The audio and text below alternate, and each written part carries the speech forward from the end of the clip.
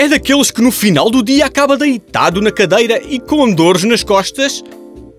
Então siga estes conselhos para se sentar corretamente e acabar com essas dores incómodas.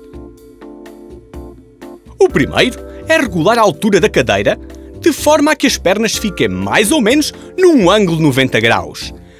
Lembre-se que as plantas dos pés devem estar totalmente apoiadas no chão. O tronco deve estar direito e apoiado nas costas da cadeira. Também se deve ter em conta que o ecrã do computador deve ficar à altura dos olhos. Por último, coloque os braços e antebraços a 90 graus, com os cotovelos junto ao corpo. Siga estas indicações e verá como se sentirá melhor. Até vai fazer melhor o trabalho.